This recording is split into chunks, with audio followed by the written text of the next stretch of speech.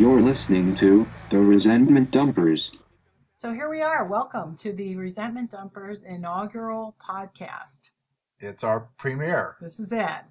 And this can also be known as we're going to work all the bugs out and figure out what we're doing here. But we really want to get this started. And, we may end up looking back someday and going, oh my gosh, what were we doing back then? But, you got to start somewhere. That's And right. we have so much to talk about, so much to share.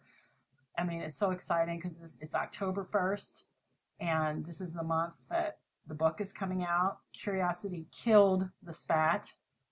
As opposed to Curiosity Kilt the Spat. That's right. That's the Scottish version. Kilt.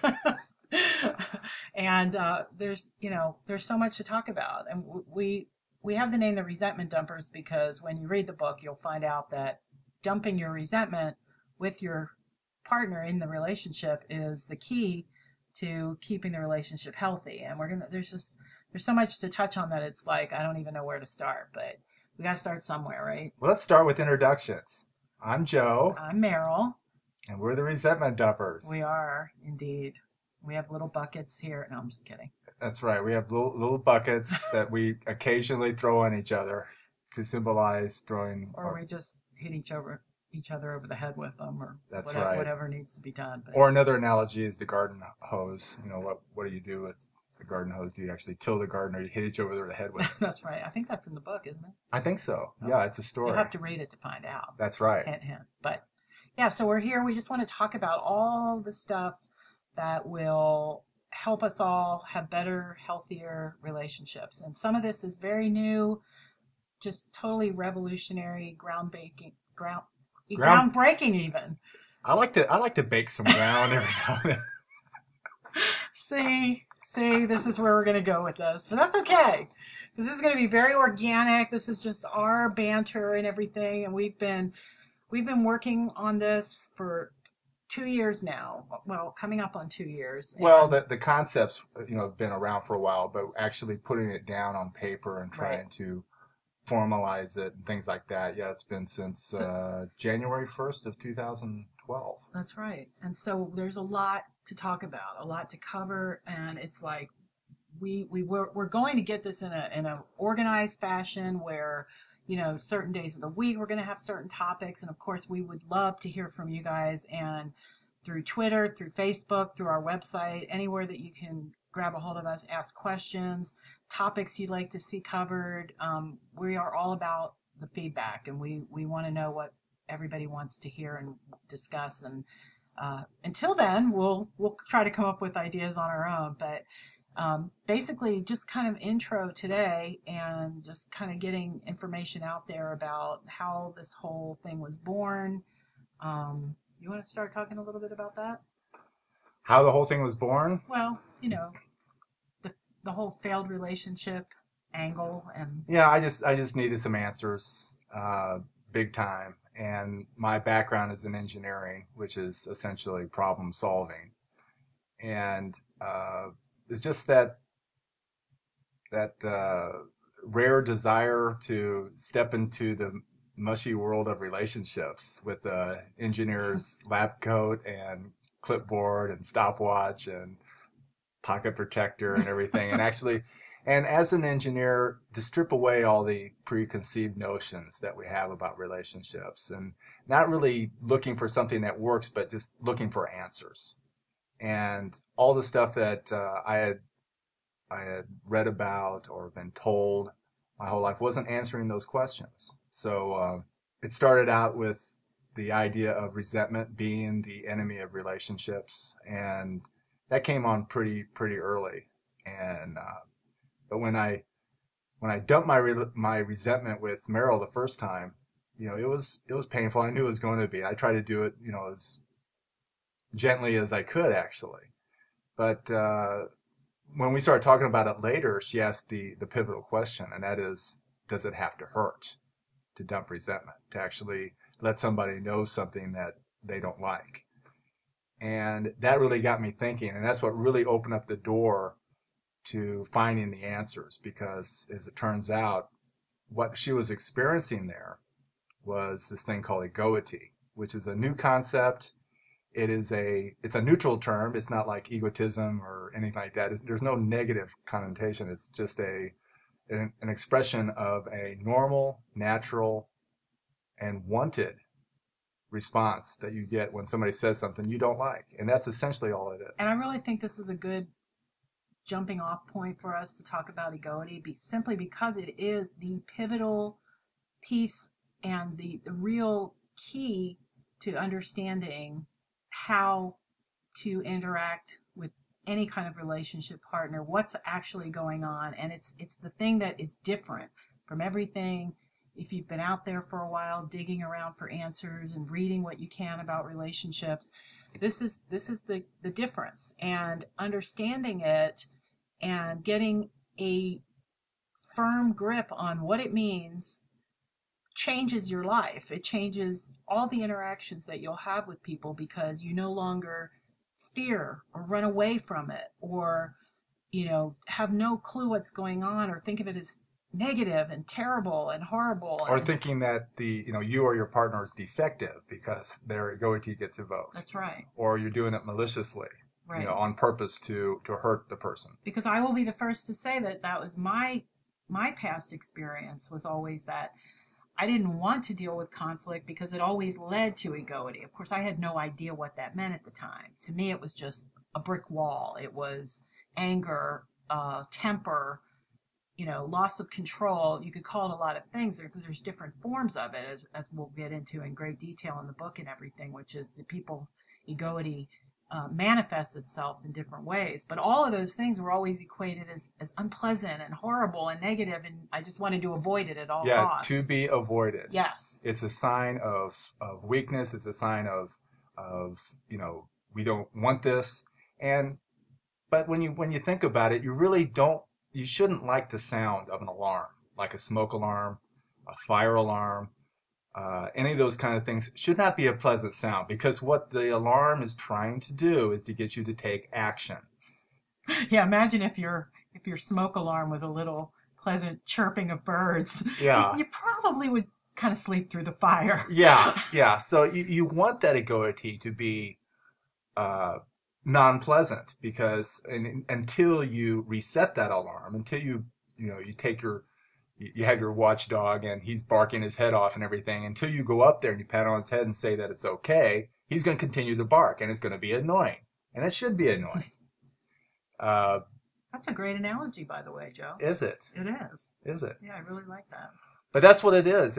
But we're trained, because from the surface wise, when you look at egoity, it's a negative. You don't want it to happen, so you avoid doing the things that evoke egoity, which happen to be exactly the things that you should be doing if you want to resolve conflict. And if you think about it, I mean, this goes all the way back to when we're little kids and we're told to, sit down and be quiet, and, really that's where we start having that avoidance of things that are unpleasant, rather than understanding them and accepting them, don't you think? Yeah, that's what I call in the book. I call that traditional relationship logic, where you're told to do things, and you're expected to be a certain way, and you're expected to behave regardless of what happens. And we're taught very early on to suppress our true feelings, just for the sake of Peace. authority. Yeah. Just authority doesn't want to hear conflicting information. They don't want to hear, that such and such pulled my ponytail or stole my pencil or whatever. They don't want to hear that. So you are meant to behave, and that's where we learn, to not allow our egoity to get evoked, or not to say things to evoke egoity in our partner. And we're still getting advice all over the place, where it says do not try to work out conflict with your partner, because that leads to arguments and ill will and things like that. But you do have to do that, but you have to respect what's going to happen during that process. And egoity is nothing more. It's not a signal that things are going bad, that the conversation should end, or what we call interaction should end. But it's actually pinpointing exactly what you should be talking about. At the moment that egoity is evoked, a belief has been threatened. And you have to ask yourself, once you catch yourself or your partner starting to get into that egoitized state, whatever that may be, and there's three distinct distinct styles. distinct styles, and it happens to coincide with uh, the startlement and hyperarousal that you have from a physical threat, like when you touch your hand on a hot stove. You have that automatic, autonomic, adrenalized, you know, reaction to that, where you have no control over it. You have no control over throwing your hand out there, or you're not thinking about it when you do it. It's just a reaction. Or if somebody taps you on the shoulder when you're busy working on a computer, and you have that moment of startlement where you jump up, and once you realize it's your friend or somebody's just playing a joke on you, or whatever, then you settle down real quick. But if it's a stranger, it's going to take you a little bit longer, and if it's a grizzly bear, you're it's going to take you a long time. But it's Egoity is along those same lines. It's just that instead of being a physical threat, it's a threat to a belief. And that's the distinction. Egoity is a response to a threat to beliefs that you have. So the simplified form of the Mel Fox method is, once egoity gets evoked or whatever, you stop right there and you say, okay, what was just threatened? What belief was just threatened? And that is essentially tapping the watchdog on his head and saying, I got it from here, or it's going up and resetting the smoke alarm or fire alarm and going after what's causing the fire. Well, and doesn't stopping and asking that question also aid in being able to identify what's going on in the interaction too? Like what's getting to the root cause of yeah. And that's what it is. Whenever there's resentment, is that lasting feeling. That's that feeling, no matter what. It's just that feeling of separation. How we describe in the book is pieces of paper between a magnet and a piece of steel, where the more pieces of paper that you have, the less attraction the magnet has for the piece of steel. And egoity and interaction and all that reveals the reasons for the resentment, the reason or reasons for the resentment. And as we describe in the book, it boils down to four major reasons. One is lack of information, just something that was left out, in the conversation. A misunderstanding, you misunderstand a word or a phrase. False assumptions, you just fill in the blanks for something and jump to conclusion, which is a big one. That's a common one, I think. Well, you have, and then we talk about different types of beliefs, limiting beliefs or presuming beliefs, which cause you to jump to conclusions. Like, you hear just the first stanza of a song, and you immediately go to the end, and you just jump, all the other possibilities get thrown out the window, and that they're doing it on purpose to hurt you, that type of thing. But that's the real reason for the interaction, is to get to the reasons for resentment. And once you get to that point, there is definitely a aha moment. At least when you really get to oh, that's why you were upset, or I didn't know that's why. Those are all aha moments where it's really the point of acceptance. It's the point where the resentment just goes away. Well, and depending on the level of resentment or the type of issue, that could be the end of it right there. The aha moment could just be, oh, okay, that was simple. Or it could take more questions and more probing and more curiosity about what was really going on to get to the point of acceptance. There's all kinds of different places you could be at in a relationship where this could help. But I tell you from experience that the more you keep your resentment or you keep your relationship resentment free, the easier it is to resolve conflict, because you don't have this myriad snowball effect. Well, you don't have these layers and layers right. of resentment. That's resentment that was caused by other resentment, or an issue that was caused by And maybe initially it takes a while to dig through all those things and get down to the root cause of the resentment, because it may be that I did something because I felt resentment from you doing something, but you did that because of something I did a week earlier. And it's tough to, initially when you think about it, it's not going to be an instantaneous resolution. A lot of times you have to go through all those things to dig through to get to the root cause of something. But the cleaner the relationship is, the less layering of resentment that you have, and the easier you can get to the real reason for the resentment. Well, and another important point, since we were talking a lot about egoity, is that learning, and this is a tough one for me, people, but learning to control the egoity once you recognize it and get back into a non-egoity state is also key to being able to continue to interact. And I think that's what's going to be probably the most foreign thing for many people, because usually when the egoity flares, you're either going into your turtle shell, or you're screaming, or you're running away, one or the other, and the interaction stops. But if you can get back to the state where you recognize it and pat it on its head, as Joe says, thank it for giving you the warning and everything, and then get back to your non-egoity state, the interaction can continue and you can actually resolve it, right? Yeah, the analogy of either a watchdog or a smoke alarm or whatever, it's kind of like what we do with relationships now is the alarm goes off and we go running out of the room. Right. We don't really, we don't want to know where the fire's coming from. We just leave. We either that, or we don't cook. We don't go in the kitchen and cook anything for fear that the smoke alarm might go off. Exactly. So, and cooking in this case is living. It's actually having a close, meaningful relationship with somebody where things are going to happen. There's going to be misunderstandings. There's going to be decisions made due to lack of information. There's going to be false assumptions. That's all part of life. Life and getting to know somebody. And those things cause resentment if they're not resolved. The misunderstandings, all those things cause, and it's like you can't avoid that.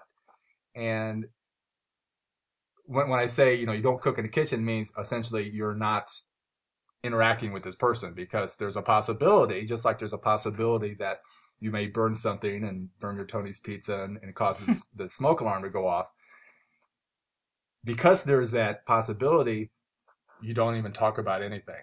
You keep your conversations minimized, because it might, invoke something, or it might cause, Oh, I know lots of people like that.